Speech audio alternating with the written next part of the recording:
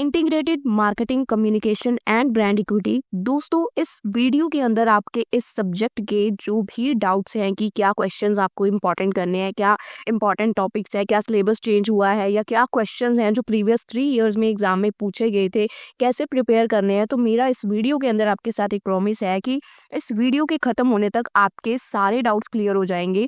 आपको क्लैरिटी होगी कि आपको कितना पढ़ना है और क्या क्या पढ़ना है। यानी कि इस वीडियो को देखने के बाद आपका ये डाउट नहीं रहेगा यार क्या पढ़ें, कहाँ से शुरू करें, कैसे करें। सब कुछ इस एक वीडियो के अंदर आपको क्लैरिफाई करने वाली हूँ कि आपको एक्चुअल में करना क्या क्या है। सबसे पहले बात करते हैं कि आप लोग अगर हमारे चैनल पर पहली बार आए हैं दोस्तों, हमारे चैनल पे इंस्टा आईडी का आपको लिंक मिल जाएगा जिसको आप लोग ज्वाइन कर सकते हैं। अगर आपको कुछ भी डाउट्स है, कुछ भी प्रॉब्लम्स है, आप हमें इंस्टाग्राम पे मैसेज कीजिए, हम आपको वहाँ पे इंस्टेंट रिप्लाई कर देंगे। ठीक है, चलिए बात करते हैं आज की वीडियो में। सबसे पहले हम उन क्वेश्चंस की तरफ नजर डालेंगे जो हमने आज से पहले अपने चैनल पर कभी भी कवर अप नहीं किए हैं। सबसे पहला क्वेश्चन है, देखिए यूनिट 1 का, discuss in detail the concept of, कि क्या कंसेप्ट है मार्केटिंग कम्युनिकेशन का, कि यानी कि हम मार्केट में अपनी ऑडियंस के साथ कैसे कम्युनिकेट कर सकते हैं। लाइक जैसे थ्रू एडवर्टाइजमेंट या किसी भी तरीके से, किन तरीकों से हम अपना मैसेज जो है अपनी ऑडियंस तक पहुंचाते हैं। मार्केटिंग कम्युनिकेशन क्या है, इसके बारे में हमको डिटेल में बहुत सारी चीजें बतानी है। तो चलिए हम आगे इसको समझने की कोशिश करते हैं क्वेश्चन को। सबसे पहले देखिए मीनिंग क्या है मार्केटिंग कम्युनिकेशन का। Marketing communication refers to all the messages, tools and activities जो कि यूज की जाती हैं बिजनेसेस के थ्रू, ताकि वो अपने टारगेटेड कस्टमर्स के साथ कम्युनिकेट कर पाए। ये एक वे है जिससे कंपनीज बताती हैं कि उनका क्या प्रोडक्ट है, क्या सर्विसेज है, क्या वो ब्रांड है, क्या चीज वो ऑफर कर रही है अपने कस्टमर को। मार्केटिंग कम्युनिकेशन सिंपल है कि हम अपने कस्टमर से कैसे कम्युनिकेट करेंगे, अपना मैसेज किस तरीके से ऑडियंस तक पहुंचाएंगे। सिंपल वर्ड में मार्केटिंग कम्युनिकेशन एक ब्रिज है कंपनी और कस्टमर के बीच में, क्योंकि हम मार्केटिंग के थ्रू ही अपने कस्टमर से कम्युनिकेट करते हैं। सो ये मार्केटिंग कम्युनिकेशन ये इंश्योर करती है कि कस्टमर हमारे प्रोडक्ट को लेके अच्छे से अवेयर हो, उसको जागरूकता हो कि क्या प्रोडक्ट में प्रोवाइड किया जा रहा है, क्या इसके बेनिफिट है। गेट इन्फ्लुएंस, यानी कि हमारे प्रोडक्ट उन पे असर छोड़े, एक छाप छोड़े, जिससे उनको हमारा प्रोडक्ट याद रहे। और decide to buy the product, ताकि वो डिसाइड करे कि उनको प्रोडक्ट को बाय करना है। अब मार्केटिंग कम्युनिकेशन की क्या इंपॉर्टेंस है, क्या सिग्निफिकेंस है। सबसे पहले इंपॉर्टेंस या सिग्निफिकेंस क्या है कि एक अवेयरनेस क्रिएट करता है। कस्टमर को पता चलता है कि क्या ये कंपनी, क्या ये ब्रांड, क्या चीज हमें प्रोवाइड कर रहे हैं। सेकंड, परसुएट कस्टमर, यानी कि कस्टमर को मोटिवेट करता है कि वो हमारी ही कंपनी के ब्रांड को प्रेफर करें, दूसरे कॉम्पिटिटर्स को ना देखे। हम कुछ ऐसा क्या यूनिक प्रोवाइड कर रहे हैं कि कस्टमर हमें ही सिलेक्ट करेगा। ठीक है, परसुएट कस्टमर यानी कि कस्टमर हमें बाकियों से ऊपर प्रेफर करेगा। थर्ड कैरेक्टरिस्टिक्स की एक ब्रांड की इमेज बिल्ड करता है कम्युनिकेशन, क्योंकि देखिए जब तक बातचीत नहीं होगी कोई मैटर सॉल्व नहीं होता, चाहे वो लड़ाई झगड़ा हो या कोई रिलेशन बिल्ड करना हो। तो कम्युनिकेशन कहीं ना कहीं एक ट्रस्ट डेवलप करता है, एक पॉजिटिव आइडेंटिटी बताता है। लोगों के माइंड में लोगों की आइडेंटिटी बनती है इसी तरीके से जब हम एक दूसरे से कम्युनिकेट करते हैं कि सामने वाला बंदा कैसा है। ठीक है, फोर्थ, इससे सेल्स जनरेट होती है, क्योंकि अगर अच्छे से प्रॉपरली मैं आपसे कम्युनिकेट कर पाऊँ या कस्टमर से कम्युनिकेट कर पाऊँ तो डेफिनेटली लोग उसमें चीज़ में इंटरेस्ट दिखाएंगे और उस चीज़ को परचेज करेंगे। Fifth, support new product launch, और ये आपके न्यू प्रोडक्ट के लॉन्च में भी मदद करेगा, क्योंकि आपकी अगर ऑडियंस अच्छी है, आपका उनके साथ रिलेशनशिप अच्छा है, तो कहीं ना कहीं आप न्यू प्रोडक्ट्स को मार्केट में स्मूथली लॉन्च कर सकते हो, कोई प्रॉब्लम नहीं आएगी। सिक्स, कस्टमर आपके साथ टिका रहेगा, कस्टमर की रिटेंशन रहेगी, आप लॉन्ग टर्म रिलेशन अपने कस्टमर के साथ बिल्ड कर सकते हो। लाइक मेरे चैनल पर एक चीज़ है, जैसे कोई स्टूडेंट मेरे चैनल पर आता है तो अगर उसने पोस्ट ग्रेजुएशन करनी है तो मेरी कोशिश होती है कि वो 5 साल तक हमारे चैनल पर टिका रहे, लॉन्ग टर्म रिलेशन बिल्ड हो। और बहुत सारे बच्चे होते हैं जो first year of the graduation मेरे से इंस्टा पे या कहीं पे भी कनेक्ट हो जाते हैं, और वो पूरा मतलब मेरे साथ ऐसे बहुत से बच्चे अभी तक जुड़ चुके हैं जो मेरे साथ फर्स्ट ईयर से लेके अपने पोस्ट ग्रेजुएशन के लास्ट ईयर तक मेरे साथ कनेक्ट में थे, टच में थे, कि वो मुझे सारा अपडेट करते थे। बहुत सारे बच्चे ऐसी हेल्प करते हैं। तो आपको भी मैं यही ऑफर करती हूँ कि अगर आपके पास कुछ भी हेल्पफुल मटेरियल हो तो हमसे कॉन्टैक्ट किया करें। आप भी वीडियोस के थ्रू ही मैं आपको बता पाती हूँ, क्योंकि वीडियोस तभी बन पाती है जब बच्चे हेल्प करते हैं। जैसे कोई प्रैक्टिकल सब्जेक्ट है, मेरे अकेली की बस की बात नहीं है। ठीक है, एमकॉम का सिलेबस आपको पता है ऐसा है कि इसके प्रैक्टिकल के सोल्यूशन मार्केट में मिलते नहीं है, और प्रैक्टिकल ऐसा सब्जेक्ट है जो 4-5 जो बच्चे हैं अगर मिल के सॉल्व करेंगे तो वो जल्दी सॉल्व हो जाएगा। यानी कि अगर मैं अकेली सॉल्व करने बैठूंगी, अब मुझे नहीं पता वो कैसे सॉल्व होने हैं, मार्केट में सोल्यूशन नहीं है जिसकी मैं मदद दे सकती हूँ, ना मेरे पास कोई 5-6 बच्चों का ग्रुप है, ठीक है। मैं सिंगल हैंड वर्क करती हूँ, ये सबको फर्स्ट डे से पता है। तो सिंगल हैंड में मैं जितना मर्जी सॉल्व कर लूँ, मुझे कहीं ना कहीं वो डाउट रह जाएगा कि मैं आपको सही चीज़ प्रोवाइड कर रही हूँ कि नहीं कर रही हूँ। इसी वजह से मैं प्रैक्टिकल नहीं करवाती हूँ, क्योंकि थ्योरी में तो चलो श्योरिटी हो जाती है। सो कृपया अगर आपसे हो पाए तो हेल्प ज़रूर करा करें। इंस्टा पेज का लिंक आपको मैंने दिखा दिया है, ठीक है। उसके बाद इसका नेक्स्ट बेनिफिट क्या है कि कॉम्पिटिटिव एडवांटेज मिलती है, क्योंकि अगर हम स्मार्ट तरीके से कम्युनिकेट करेंगे तो कहीं ना कहीं हमें एक कॉम्पिटिटिव एडवांटेज मिलेगी, बाकी ब्रांड से हम अच्छे से कम्पीट कर पाएंगे मार्केट में, टिक पाएंगे मार्केट में। अब मार्केटिंग कम्युनिकेशन के क्या क्या फंक्शनल एरिया हैं, यानी कि हम अपनी ऑडियंस से किन किन तरीकों से कम्युनिकेट कर सकते हैं, क्या क्या तरीके हैं। सबसे पहला है एडवर्टाइजमेंट के थ्रू। Advertisement like TV, newspaper, YouTube, social media ads, इन तरीकों से हम अपना मैसेज उन तक कन्वे कर सकते हैं। सेकंड, अपनी सेल्स को प्रमोट करके, यानी कि सेल्स के ऊपर डिस्काउंट निकाल दिया, कूपन दे दिया या कोई फ्री सैंपल दे दिए, इससे भी हमारे जो है कम्युनिकेशन होगी, मार्केटिंग होगी एक तरह से। थर्ड, हम पर्सनल सेलिंग कर सकते हैं, यानी कि सेल्स के जो रिप्रेजेंटेटिव होते हैं, सेल्स पर्सन, वो कस्टमर को पर्सनली जाके मिल सकते हैं, प्रोडक्ट को सेल कर सकते हैं। फोर्थ, पब्लिक रिलेशन कहीं ना कहीं बिल्ड होता है। पब्लिक रिलेशन के थ्रू लाइक प्रेस रिलीज करवा दो, CSR एक्टिविटीज़ या इवेंट फॉर अपनी गुडविल रेपुटेशन के लिए इवेंट्स कर दो, इससे भी आप अपने मैसेजेस को कन्वे कर सकते हो। डायरेक्ट मार्केटिंग करो, ईमेल्स भेजो लोगों को, SMS करो, टेली मार्केटिंग करो, ठीक है। डिजिटल और सोशल मीडिया मार्केटिंग कर सकते हो, Facebook, Instagram, YouTube, Google ads. उसके बाद कंटेंट बना के जैसे व्लॉग्स, वीडियोस, पॉडकास्ट, इनके थ्रू भी आप इंफॉर्मेशन प्रोवाइड कर सकते हो। लास्ट है ब्रांडिंग। लोगो ऐसा हो, आपकी टैगलाइन ऐसी हो, या पैकेजिंग ऐसी हो, या ब्रांड की पर्सनैलिटी ऐसी हो, तो भी आपकी ऑटोमेटिकली मार्केटिंग कम्युनिकेशन हो जाएगी। आपका ब्रांड एक मैसेज कस्टमर तक पहुंचा रहा है, जो कि अब अगर हमारे चैनल का नाम देखेंगे आप, चैनल का नाम पढ़ते ही आपके दिमाग में क्या आएगा कि कोई भी टॉपिक इजीली लर्न करना है। अभी हमारी रीच सिर्फ बीकॉम और एमकॉम तक है। हम कोशिश करेंगे कि आने वाले सालों तक सभी क्लासेस के लिए इस चीज़ को अवेलेबल करवाएं, क्योंकि चैनल सिर्फ बीकॉम और एमकॉम को प्रेजेंट नहीं करता है। हमारे चैनल का नेम या लोगो देखा जाए, क्विकली लर्न टॉपिक्स का मतलब है कि कोई भी दुनिया का टॉपिक है वो आपको इस चैनल पर ईजी भाषा में समझाया जाएगा। ये मेन मोटो होना चाहिए। हम बीकॉम और एमकॉम तक सीमित रह गए हैं, क्योंकि आपका सिलेबस अभी चेंज हो रहा है। बीकॉम का आपको पता है एजुकेशन पॉलिसी चेंज हुई है, जिसकी वजह से हम कहीं ना कहीं उस दायरे में अभी हैं, बट जल्दी ही हम बाकी क्लासेस को भी कवर करेंगे, बाकी इंपॉर्टेंट टॉपिक्स भी लेके आएंगे। चलिए बात करते हैं मार्केटिंग कम्युनिकेशन का रोल क्या है। सबसे पहला रोल क्या है कि ये कस्टमर को हमारे बारे में इन्फॉर्म करता है। इन्फॉर्म, टेल कस्टमर की क्या प्रोडक्ट है हमारा और ये क्यों कस्टमर के लिए फायदेमंद है, क्या यूसेज हैं इसके। सेकंड, परसुएट, उनको इन्फ्लुएंस करता है कि वो उस चीज़ को खरीदने के लिए अपना फैसला बना सके, अपना डिसीजन ले सके, हमारे ब्रांड को प्रेफरेंस दे सके। थर्ड, रिमाइंड, कि ऐसा कुछ हो जो कस्टमर के दिमाग में रह जाए कि ये ब्रांड तो है, हमें इसी को बाय करना है।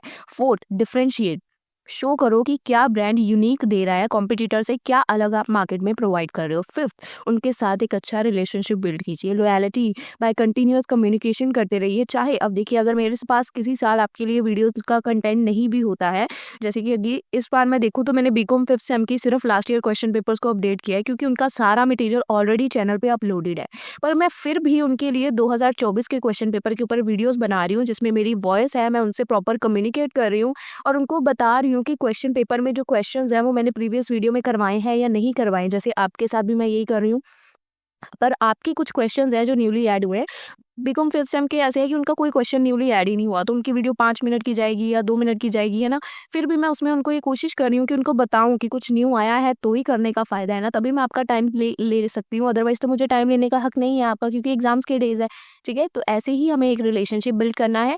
उसके बाद मार्केटिंग कम्युनिकेशन का क्या प्रोसेस है, कम्युनिकेशन का क्या प्रोसेस है। जैसे कि कोई बायर है, सेंडर है, ठीक है, जैसे कि ब्रांड है या कोई कंपनी है, वो अपना मैसेज या इन्फॉर्मेशन, जैसे भी अगर कोई मुझे सब्जेक्ट के बारे में आपको कोई इन्फॉर्मेशन देनी है, मैसेज देना है कि कुछ सिलेबस चेंज हुआ है, कुछ भी हुआ है, मैं कैसे करूँगी। पहले तो वीडियो वगैरह बनाऊंगी, media, channel, TV, social media, newspaper, किसी भी तरह से मुझे अपना मैसेज आप तक पहुंचाना है, ठीक है। आप कोनो रिसीवर हो। अब आप रिसीव करोगे कि नहीं करोगे ये मुझे नहीं पता, बट मेरे लिए रिसीवर आप हो, ठीक है। तो वो मैसेज रिसीवर तक पहुंचेगा। उसके बाद आप कमेंट सेक्शन में अपने फीडबैक दोगे कि क्या आपको अच्छा लगा, वो चीज़ कैसी लगी, क्या आपके पॉइंट ऑफ व्यू आप सब बताओगे। तो सिंपल प्रोसेस है इसका, कोई मार्केटिंग कम्युनिकेशन का कोई डिफिकल्ट सा प्रोसेस नहीं है, बिल्कुल बेसिक है, ठीक है।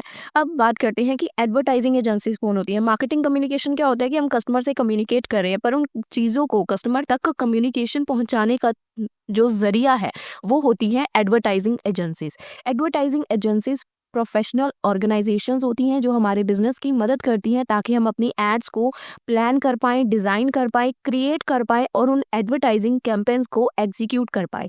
एजेंसीज एक्ट करती हैं एज अ एक्सपर्ट क्योंकि ये सारी चीज़ों को मैनेज करती हैं कि कब एडवर्टाइजमेंट करनी है, किस बेसिस पे करनी है, किसको दिखानी है, किस टाइम पे करनी है, सब कुछ ये मैनेज करती है।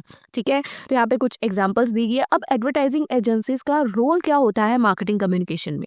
तो सबसे पहला रोल क्या है? Creative development. ये जो एडवर्टाइजिंग एजेंसीज है ये एड की कॉपी को डिज़ाइन करती हैं, स्लोगन बनाती हैं, विजुअल्स प्रेजेंट करती हैं, जिंगल्स और स्क्रिप्ट बनाती हैं, जिससे क्या होता है कि आपकी जो एड है, एडवर्टाइजमेंट है, वो बहुत यूनिक लगती है लोगों के माइंड में। जैसे कि अगर आप देखते होगे टीवी में एड्स आती हैं या ब्रेक्स आती है जो हम देखते हैं, तो उनको किस तरीके से डिज़ाइन किया गया होता है या उसका स्लोगन बनाया गया होता है कि जिसको सुन के हमारे दिमाग में वो छप जाता है। जैसे हमने वो ऐड देखी हुई है वॉशिंग पाउडर निरमा, तो हमारे दिमाग में छपी हुई है वो ऐड। ऐसे ही बहुत सारी एड्स हैं जिनके ऐसे स्लोगन्स हैं, विजुअल्स हैं जो हमारे दिमाग में छपे हुए हैं। तो यही काम करती है एडवर्टाइजिंग एजेंसीज, ऐसी चीज़ें क्रिएट करना, उसमें ऐसे विजुअल्स प्रेजेंट करना कि आपके दिमाग में वो चीज़ रह जाए। सेकेंड काम क्या करती है वो? Market research. कस्टमर को स्टडी करती है कि कस्टमर क्या चाहता है, क्या कस्टमर की ज़रूरतें हैं, एंड कॉम्पिटिटर्स जो है मार्केट में हमारे, उनकी क्या स्ट्रेटेजीज है मार्केट में टिके रहने के लिए। थर्ड, मीडिया प्लान करती है, देखती है कि कौन सा मीडिया चैनल सूटेबल है हमारे प्रोडक्ट के लिए, लाइक टीवी, प्रिंट या online. Fourth, media buying, negotiate करती है और परचेज करती है एड स्पेस, टाइम एंड जो कि कॉस्ट इफेक्टिव होती है, अपने अकॉर्डिंग वो मीडिया को बाय करती है कि कम से कम कॉस्ट में ज़्यादा से ज़्यादा कस्टमर हमें मिल सके। उसके बाद कैंपेन को एग्जीक्यूट करती है, एड्स को रन करती है डिफरेंट मीडियाज में और रिजल्ट्स को मॉनिटर करती है कि क्या रिजल्ट्स आ रहे हैं। उसके बाद ब्रांड की स्ट्रेटेजी अप्लाई होती है, ये कंपनी को मदद करती है एक स्ट्रॉन्ग ब्रांड की आइडेंटिटी क्रिएट करने में और उसको मार्केट में एक अलग पोजीशन दिलाने में मदद करती है। 7, परफॉर्मेंस इवैल्यूएशन। एडवर्टाइजिंग को इफेक्टिवली मेजर करती है कि क्या हो रहा है, कैसे हमारी एडवर्टाइजमेंट मार्केट में परफॉर्म कर रही है और उसके ऊपर कस्टमर का कितना रिस्पॉन्स आ रहा है। ठीक है, तो एडवर्टाइजिंग एजेंसीज हमारे लिए बहुत अच्छा रोल प्ले करती है। ये सारी चीज़ें एडवर्टाइजिंग एजेंसीज करती हैं। अब ways in which advertising agencies are pay for their services. अब किन तरीकों से एडवर्टाइजिंग एजेंसीज को हम पे करते हैं? एजेंसीज हमें किसी ना किसी तरीके से सर्विसेज तो प्रोवाइड कर रही है, तो हम उन्हें पे कैसे करते हैं? फर्स्ट, हम उन्हें कमीशन बेसिस पे करते हैं। एजेंसीज रिसीव करती है जैसे कि परसेंटेज ऑफ कमीशन, जनरली 50% लेती हैं जितने अभी उन्होंने मीडिया पे स्पेंड किया है।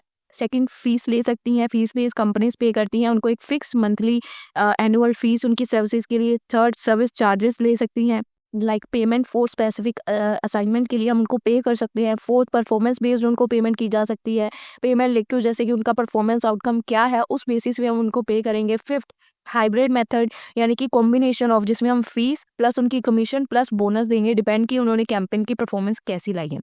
अब यूनिट 1 का ये एक क्वेश्चन था जो मुझे लगा कि मुझे आपको करवाना चाहिए। ठीक है, अब बात करते हैं यूनिट 1 के 2024 के पेपर की। पर उससे पहले मैं आपको एक प्लेलिस्ट दिखाना चाहूँगी हमारे चैनल पे। जैसे ही आप विजिट करेंगे, यहाँ पे प्लेलिस्ट सेक्शन में जाते ही ना आपको यहाँ पे एमकॉम थर्ड सेम की एक प्लेलिस्ट मिलने वाली है, जिसका आपको लोगो स्क्रीन पे दिख रहा है, कुछ ऐसा होगा। इसके अंदर एमकॉम थर्ड सेम की टोटल 16 वीडियोज़ है। ईच यूनिट की या ईच सब्जेक्ट की आप बोल सकते हो कि 2 वीडियोज़ होंगी। ठीक है, जैसे कि आपको मैं स्क्रीन पर दिखा रही हूँ, देखिए बिजनेस परफॉर्मेंस आपका फर्स्ट सब्जेक्ट था, उसकी वीडियोज़ यूनिट 1, 2 और 3, 4 की। ठीक है, विद इन कह सकते हो 1.5 घंटे के अंदर आपका ये पूरा सिलेबस हमने खत्म कर दिया था सिर्फ 2 वीडियोस में। मार्केटिंग रिसर्च का भी ऐसे ही, अगर आप देखेंगे तो 2 वीडियोस के अंदर आपका सिलेबस कवर, उसमें भी आप देखेंगे 1 से 1.5 घंटे में आपका सिलेबस इन वीडियोस में मैंने कवर करवा दिया हुआ है। ठीक है, ये सारी वीडियोस जब स्क्रीन पे अभी देख रहे हैं, अगर आप ये वीडियो देखेंगे तो टोटल एक 40 मिनट की ये वीडियो है, 20 मिनट की है। 1 घंटे के अंदर आपका इंटीग्रेटेड मार्केटिंग का सिलेबस खत्म है। अभी जो मैंने आपको क्वेश्चन न्यू वीडियो में मैंने करवाने हैं, या जो भी मैंने एक क्वेश्चन आपको करवाया, वो कौन से क्वेश्चन है जो इम्पोर्टेंट तो है पर इस वीडियो के अंदर नहीं है। ये जो 2 वीडियोज हैं इंटीग्रेटेड मार्केटिंग की, ये आपको मैं इनकी डेट भी दिखा देती हूँ, मैंने इनको कब अपलोड किया था, ताकि आप लोग ये ना कहें। तो आप इनकी डेट देख सकते हैं, 28 नवंबर 2024, पिछले साल ही। इसके अंदर मैंने 2023, 2022, 2021 के क्वेश्चन पेपर को कवर कर रखा है, तो मुझे वो क्वेश्चंस रिपीट नहीं करने हैं, क्योंकि 1 घंटे की ऑलमोस्ट ये वीडियो है, जिसको देखते आपके 90% सिलेबस कवर हो जाएगा। ठीक है, आपको ये 2 वीडियोस देखनी है और एक अभी जो आप देख रहे हैं, टोटल 2 घंटे का आपका ओवरऑल वीडियो का प्ले टाइम होगा, जिसके अंदर आपका 90% सिलेबस खत्म हो जाएगा। आप पेपर अच्छे से अटेम्प्ट कर पाएंगे, बाकी आपके लक के ऊपर है। हम तो फिर अजम्पशन ही कर सकते हैं पेपर कैसा आएगा, क्या आएगा। अब बात करते हैं 2024 के क्वेश्चन पेपर की। यूनिट 1 में क्या क्वेश्चन पेपर आया था। यूनिट 1 का जो फर्स्ट क्वेश्चन है कि एडवर्टाइजिंग एजेंसीज क्या है, क्या रोल वो प्ले करती हैं मार्केटिंग कम्युनिकेशन में। और मार्केटिंग कम्युनिकेशन से रिलेटेड एक क्वेश्चन पिछले सालों में भी आया हुआ था कि मार्केटिंग कम्युनिकेशन क्या है, क्या उसके सिग्निफिकेंस है, क्या उसके की फंक्शनल एरिया है, क्या उसका रोल है, क्या उसका प्रोसेस है। तो ये क्वेश्चन काफ़ी पिछले सालों में भी रिपीटेड था और 2024 में भी आया। इसी वजह से मैंने ये क्वेश्चन अभी आपको ऊपर एक्सप्लेन किया कि मार्केटिंग कम्युनिकेशन क्या है, उसके साथ एडवर्टाइजिंग एजेंसीज क्या है। पर अगर मैं आपको ये बताऊं कि यूनिट 1 का जो ब्रांड इमेज वाला क्वेश्चन है, अगर आप थर्ड क्वेश्चन देखेंगे, व्हाट इज ब्रांड इमेज, कैसे आप इसको बिल्ड करते हैं, ब्रांड कस्टमर टच पॉइंट्स क्या है, क्या रिलेशन है, ठीक है। तो ये क्वेश्चन उस वीडियो में जो पिछले साल अपलोड की थी उसमें फर्स्ट क्वेश्चन यही है, ठीक है। उस वीडियो के अंदर फर्स्ट क्वेश्चन ब्रांड इमेज के ऊपर ही है। तो मैं अगर ये कहूँ कि अगर आपको मैं कम्युनिकेशन वाला क्वेश्चन नहीं भी करवाती ना, तो ब्रांड इमेज या ब्रांड कस्टमर का क्या रिलेशनशिप है ब्रांड के साथ, इस रिलेटेड क्वेश्चन हर साल एग्जाम में एक तो आपको आएगा ही आएगा। मार्केटिंग कम्युनिकेशन मैंने आपको सेफ साइड के लिए करवाया है, पर ब्रांड इमेज आना ही आना है, ये पिछले 5 सालों से आ ही रहा है। ब्रांड के रिलेटेड जो आपके एक दो क्वेश्चन होंगे उस वीडियो के अंदर, जो आपको ये वीडियो बताई ना मैंने यूनिट 1 की, इसके अंदर ब्रांड के रिलेटेड 1 या 2 क्वेश्चन होंगे जो कि आना ही आने हैं, उसका कोई ये नहीं है कि नहीं आएंगे। मार्केटिंग कम्युनिकेशन सेफ साइड आप समझ लिए आपने, बहुत अच्छी बात है, आपके दिमाग में कंसेप्ट है कि हाँ मार्केटिंग कम्युनिकेशन होता है, ठीक है। अब बात करते हैं यूनिट 2 की। यूनिट 2 का क्वेश्चन अगर देखें, सबसे पहला क्वेश्चन है what do you mean by branding. उस यूनिट 1 का ब्रांडिंग मैंने क्यों करवाया था पिछली वीडियो में भी, क्योंकि यूनिट 1 और यूनिट 2 में ब्रांडिंग इंटरलिंक्ड है, यानी कि इनका आपस में एक लिंक है। अगर आप ब्रांडिंग पढ़ते आएंगे तो आपको यूनिट 1 के टॉपिक को यूनिट 2 में लिखने में ज़्यादा प्रॉब्लम नहीं आएगी, पर अलग अलग कंसेप्ट समझते। जैसे अगर पिछली वीडियो में मैं आपको मार्केटिंग कम्युनिकेशन करवा देती यूनिट 1 से और यूनिट 2 में आपको ब्रांडिंग करवा देती, कहीं ना कहीं अलग हो जाता। तो ब्रांड इमेज आपका यहाँ पे भी है और ब्रांडिंग के बारे में यहाँ पे आगे हम बात करते गए पिछली वीडियो में, तो कहीं ना कहीं वो चीज़ आपको समझनी याद करनी आसान होगी। अलग अलग कंसेप्ट समझने थोड़े डिफिकल्ट हो जाते हैं, ठीक है। तो यहीं पे ये क्वेश्चन आपकी उस वीडियो में सेकंड क्वेश्चन है कि ब्रांडिंग का क्या मतलब है, चैलेंजेस और अपॉर्चुनिटीज क्या आती हैं ब्रांडिंग में। तो ये क्वेश्चन हमने किया हुआ है, ये 2024 में एग्जाम में आया था, पिछले साल की वीडियो में है। और अगेन थर्ड क्वेश्चन जो आया हुआ है, ब्रांड की इक्विटी क्या है, इसको कैसे बिल्ड किया जाता है और कैसे मेजर किया जाता है। तो यूनिट 2 का फर्स्ट क्वेश्चन जो आप देखेंगे वो ये होगा उस वीडियो में, और यूनिट 2 का सेकंड क्वेश्चन ये होगा। ये ऊपर वाले क्वेश्चन यूनिट 1 के थे, यूनिट 1 का फर्स्ट क्वेश्चन ये वाला होगा, ठीक है। ये यूनिट 2 लिखा होगा उस वीडियो में भी, यूनिट 2 के बाद जो फर्स्ट क्वेश्चन आएगा वो ये वाला होगा, सेकंड क्वेश्चन ये होगा। तो यानी कि 2024 में ये दोनों क्वेश्चन वो आए जो हमने कर रखे थे, इसमें से भी एक क्वेश्चन आया जो हम अटेम्प्ट कर सकते थे। तो पेपर ऑलमोस्ट हम अटेम्प्ट कर सकते थे पेपर में, क्वेश्चंस कुछ ज़्यादा चेंज नहीं हुए। मगर आपको बताऊं, जो टॉपिक मैंने समझाया कम्युनिकेशन वाला, वो तो मुझे लगता है कि आपको अच्छे से क्लियर हो गया होगा, क्योंकि इतना डिफिकल्ट नहीं है। आपको मीनिंग क्लियर है तो आप गप्पे भी मार सकते हो उस क्वेश्चन में। अब तो चलिए दोस्तों बात करते हैं यूनिट 3 की। यूनिट 3 का मुझे आपको एक टॉपिक एक्सप्लेन करना है which is a market segmentation. सबसे पहले समझते हैं कि मार्केट सेगमेंटेशन होता क्या है। मार्केट सेगमेंटेशन का मतलब क्या होता है कि टोटल मार्केट को छोटे छोटे ग्रुप्स में डिवाइड कर देना, यानी कि क्योंकि मार्केट में बहुत तरह के कस्टमर हैं, ठीक है। अगर हम देखें, कुछ कस्टमर्स ऐसे होंगे जिनकी हाई क्लास चॉइसेस होंगी, कुछ होंगे थोड़े मिडिल क्लास जिनको लिमिटेड प्राइस में प्रोडक्ट की नीड होगी। तो हम उनको स्मॉलर ग्रुप्स में डिवाइड कर देंगे कि किस तरह की उनकी नीड्स हैं, क्या करेक्टरिस्टिक्स हैं, क्या वो प्रेफर करते हैं, बाइंग का बिहेवियर क्या है। कुछ होते हैं जितने पैसे मांगो उतने दे जाएंगे, कुछ होंगे जो भाग तोल करेंगे। तो किस तरह के कस्टमर्स हैं उनको छोटे छोटे ग्रुप्स में डिवाइड कर देना, that is a market segmentation. अगर सिंपल वर्ड्स में बोलें तो मार्केट सेगमेंटेशन वो प्रोसेस है जिसमें हम आइडेंटिफाई करते हैं डिफरेंट कस्टमर्स के ग्रुप्स को मार्केट में और उनको सेपरेटली टारगेट करते हैं। यानी कि जैसे जिसकी सबकी अलग अलग पसंदीज हैं, प्रेफरेंसेज हैं, चॉइसेस हैं, तो हम उनको अलग अलग उनके चॉइस के अकॉर्डिंग टारगेट करते हैं। Company can not satisfy everyone in the market, ठीक है। जैसे कि हम भी सभी बच्चों को अब सेटिस्फाई नहीं कर पाते, किसी ना किसी बच्चे को ये गिला रह ही जाता है कि दीदी आपने ऐसे क्यों नहीं किया है, जो हमने बोला वो नहीं करवाया। तो हम सबको सेटिस्फाई नहीं कर सकते। हम वो देख के चलते हैं कि मेजॉरिटी ऑफ स्टूडेंट्स को क्या चीज़ चाहिए, हम उसी अकॉर्डिंग वीडियो लेके आते हैं। अब सिंगल प्रोडक्ट से डेफिनेटली हर एक बच्चा सेटिस्फाई नहीं होगा। अगर मैं थ्योरी लाऊंगी तो बच्चे बोलेंगे प्रैक्टिकल लाओ, प्रैक्टिकल लाऊंगी तो बच्चे बोलेंगे थ्योरी लाओ। तो मैं सबको सेटिस्फाई नहीं कर सकती मार्केट में, ठीक है। So market is divided into segments. Her segment को सर्व किया जाता है, जैसे कि आपकी हर क्लास को सर्व किया जाता है, सुटेबल आपकी क्लास के अकॉर्डिंग वीडियोज़ लाई जाती हैं, मार्केटिंग स्ट्रेटेजीज होती है, एड्स चलाई जाती है जिसके थ्रू वीडियोज़ आप तक पहुँचती हैं, ठीक है। तो डिफरेंट डिफरेंट सेगमेंट्स बना दिए। जैसे मैंने आपके लिए क्या सेगमेंट बनाया कि बीकॉम फर्स्ट सेम अलग है, थर्ड सेम सेकंड ईयर अलग है, थर्ड ईयर अलग है ना, सबके सेगमेंट्स अलग अलग है। वैसे ही मार्केट में सेगमेंटेशन बना दी जाती है। डेफिनेशन ऑफ मार्केट सेगमेंटेशन क्या है? अकॉर्डिंग टू फिलिप्स कोटलर अगर हम देखें तो मार्केट सेगमेंटेशन वो प्रोसेस है जिसके अंदर हम मार्केट को डिवाइड करते हैं डिफरेंट ग्रुप्स में। जैसे कि क्या बायर्स हैं, क्या उनकी ज़रूरतें हैं, क्या कैरेक्टरिस्टिक्स है और क्या उनका बिहेवियर है। उनके बिहेवियर के अकॉर्डिंग हम उनको डिफरेंट डिफरेंट ग्रुप्स में डिवाइड कर देते हैं। अगर सिंपल डेफिनेशन देखें तो लार्ज मार्केट को छोटे छोटे कस्टमर ग्रुप्स में डिवाइड कर देना या ब्रेक कर देना, ताकि हर ग्रुप को हम इफेक्टिवली सर्व कर पाएँ जैसे जैसी उनकी ज़रूरतें हैं उस अकॉर्डिंग उनको सर्व कर पाए। That is a market segmentation. अब इसकी इंपॉर्टेंस क्या है कि अगर हम उनको डिफरेंट डिफरेंट ग्रुप्स में डिवाइड कर देंगे तो हम अच्छे से अपने कस्टमर को समझ पाएंगे, आइडेंटिफाई कर पाएंगे कि किसकी क्या ज़रूरतें हैं, क्या किसको चाहिए। इफेक्टिवली हम अपनी ऑडियंस को टारगेट कर पाएंगे। कंपनी फोकस कर पाएगी कि कौन सा ज़्यादा प्रॉफिटेबल ग्रुप है कस्टमर्स का। अपने रिसोर्सेज को अच्छे से वो यूज़ कर पाएगी, जैसे कि टाइम, मनी, एफर्ट्स को प्रोडक्टिवली अच्छे से यूज़ करेगी स्पेसिफिक कस्टमर के सेगमेंट के बेस पे। फोर्थ, हमें कॉम्पिटिटिव एडवांटेज होगी। ये हेल्प करेगी फर्म्स की ताकि वो कस्टमर को ज़्यादा से ज़्यादा कस्टमाइज प्रोडक्ट जैसा कस्टमर चाहता है वैसा प्रोवाइड कर पाएँ, ताकि वो कॉम्पिटिटर से ज़्यादा मार्केट में टिक पाए। कस्टमर का सेटिस्फेक्शन ज़्यादा से ज़्यादा इंक्रीज होगा क्योंकि प्रोडक्ट और मार्केटिंग के एफर्ट कस्टमर की एक्सपेक्टेशन से कहीं ना कहीं हमारे मैच करेंगे तो कस्टमर ज़्यादा सेटिस्फाई होगा हमारे प्रोडक्ट से। हायर प्रॉफिटेबिलिटी होगी क्योंकि हम कस्टमर पे फोकस करेंगे कि वो क्या बाय करना चाहता है। इससे क्या होगा, हमारी सेल्स और प्रॉफिट्स दोनों बढ़ेंगे।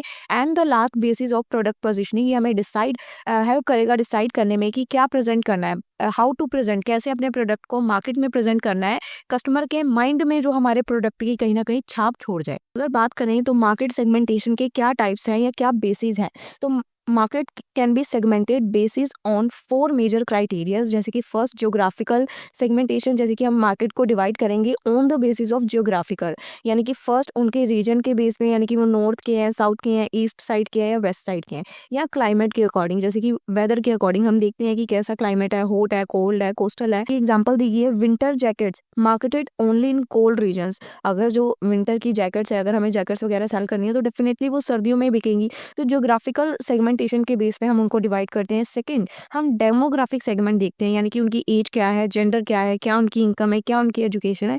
इन बेसिस पे हम डिसाइड करते हैं कि उनको किन ग्रुप्स में रखना है। जैसे कि किड्स हैं तो डेफिनेटली टॉयज चलेंगे, वुमेन है तो कॉस्मेटिक का सामान चलेगा, लग्जरी कार्स हैं तो हाई ग्रुप इनकम चाहिए, इनकम वाला ग्रुप चाहिए हमें। ठीक है, तो इन सेगमेंट्स के बेस पे हम उनको डिवाइड करते हैं। थर्ड है साइकोग्राफिक सेगमेंट, यानी कि उनका लाइफस्टाइल क्या है, उनके इंटरेस्ट किन चीज़ों में, इन बेसिस पे हम उन ग्रुप्स को डिवाइड करते हैं। ठीक है, जैसे कि नाइक कंपनी है वो टारगेट करती है फिटनेस ओरिएंटेड कस्टमर्स को, तो इन बेसिस पे हम उनको अलग अलग करते हैं कि उनकी पर्सनैलिटी क्या है, क्या उनके इंटरेस्ट हैं, क्या लाइफस्टाइल है। इन बेसिस पे हम उनको ग्रुप्स में डिवाइड करते हैं। फोर्थ है बिहेवियरल सेगमेंटेशन, यानी कि ओकेजन्स पे वो कैसे बाय करते हैं, क्या यूसेज का रेट है, क्या ब्रांड की लॉयल्टी है, क्या बेनिफिट्स दे रहे हैं। जैसे कि मोबाइल फ़ोन फॉर गेम्स के लिए अलग है, फोटोग्राफी के लिए अलग है। अगर आप देखेंगे हर फ़ोन का अपना एक अलग फीचर है जो वो प्रोवाइड कर रहे हैं। ठीक है, तो हर चीज़ के लिए अलग उनके बिहेवियर के अकॉर्डिंग, बिहेवियरल सेगमेंट के अकॉर्डिंग कि कस्टमर का प्रोडक्ट को लेके क्या बिहेवियर है, कैसे वो प्रोडक्ट को यूज़ करना चाहता है, उस बेसिस पे हम उसको ग्रुप्स में डिवाइड करेंगे। इफेक्टिव मार्केटिंग सेगमेंटेशन कौन से होते हैं, इसके कैरेक्टरिस्टिक्स बताने हैं। For segmenting to be effective, जो सेगमेंटेशन हमने करना है उसके इफेक्टिव होने के लिए सेगमेंट्स जो हैं बहुत ध्यान से हमें चुनने पड़ेंगे। ठीक है, तो सेगमेंट्स के कैरेक्टरिस्टिक्स जिसको बोलते हैं स्मार्ट। स्मार्ट की डेफिनेशन फुल फॉर्म बोल सकते हो, substantial, measurable, accessible, relevant and actionable. Segment substantial का मतलब क्या है कि सेगमेंट जो है वो लार्ज और प्रॉफिटेबल होना चाहिए। Measurable, segment should be measurable in size, आप उसको साइज में मेजर कर पाओ और परचेजिंग पावर को भी आप मेजर कर पाओ, इस तरह का होना चाहिए। असेसिबल, सेगमेंट जो है वो रीचेबल होना चाहिए थ्रू डिस्ट्रीब्यूशन एंड प्रमोशन, आप उस तक रीच कर पाओ जो भी डिस्ट्रीब्यूशन है। ठीक है, fourth, relevant and actionable, company should be able to design strategies for the segment, यानी कि कंपनी जो है एबल होनी चाहिए कि वो स्ट्रेटेजीज को डिजाइन कर पाए अपने सेगमेंट के अकॉर्डिंग। रेलेवेंट होनी चाहिए जो कि अगर आपने सोचा है तो आप उसको अप्लाई भी कर पाओ। And the last, time stable, segment जो है वो लॉन्ग इनफ एग्जिस्ट करना चाहिए, प्रॉफिट लंबे समय तक कमा के देना चाहिए। अब मार्केट सेगमेंटेशन के क्या प्रोसेस है? पहले आप आइडेंटिफाई करोगे कि टोटल मार्केट है कितनी, अंडरस्टैंड करोगे। सेकंड, सेगमेंट करोगे, डिवाइड करोगे अकॉर्डिंग टू उनकी जियोग्राफिक, डेमोग्राफिक, फिजियोग्राफिक या बिहेवियरल बेसिस पे मार्केट में ग्रुप्स में डिवाइड करोगे। फिर आप इवेल्युएट करोगे ईच सेगमेंट को, साइज चेक करोगे कि ग्रुप का क्या साइज है, कितना प्रॉफिट होगा, कंपटीशन क्या है, ग्रोथ क्या है। फिर आप अपनी टारगेटेड सेगमेंट्स को सिलेक्ट करोगे कि आपके टारगेट ऑडियंस कौन होगी। सुटेबल और प्रॉफिटेबल कस्टमर के ग्रुप्स को आप सिलेक्ट करोगे, पोजीशन करोगे अपने प्रोडक्ट की, एक यूनिक इमेज बनाओगे अपने प्रोडक्ट की कस्टमर के माइंड्स में। एंड द लास्ट, डिजाइन करोगे मार्केटिंग मिक्स, यानी कि प्रोडक्ट, प्राइस, पेज और प्रमोशन की स्ट्रेटेजीज को चूज करोगे हर सेगमेंट के लिए। अब एडवांटेजेस क्या है मार्केट सेगमेंटेशन की? फर्स्ट एडवांटेजेस क्या है कि हायर सेल होगी, क्योंकि आप कस्टमर्स की नीड को समझ के प्रोडक्ट को लॉन्च कर रहे हो उनके सेगमेंट के अकॉर्डिंग, ठीक है। उसके बाद आपके ब्रांड की कहीं ना कहीं लॉयल्टी बिल्ड होगी, वेस्टेज कम से कम होगी, और आपको आगे की प्लानिंग करने के लिए डिमांड का पैटर्न क्या होगा वो समझने के लिए फ्यूचर प्लानिंग्स में कहीं ना कहीं बहुत मदद करेगा। मार्केट सेगमेंटेशन की डिसएडवांटेज क्या है कि मार्केट्स को अलग अलग ग्रुप में डिवाइड करना कहीं ना कहीं बहुत एक्सपेंसिव है, इसके लिए आपको बहुत ज़्यादा रिसर्च और मार्केटिंग करनी पड़ेगी। सेकंड, कॉम्प्लेक्सिटी बहुत है, मल्टीपल सेगमेंट्स को मैनेज करना बहुत कॉम्प्लिकेटेड है। Third, risk of over segmentation, कई बार हो जाता है कि टू मैनी स्मॉल सेगमेंट्स कहीं ना कहीं हमारी प्रॉफिटेबिलिटी को रिड्यूस कर देते हैं, हम ओवर सेगमेंटेशन कर देते हैं।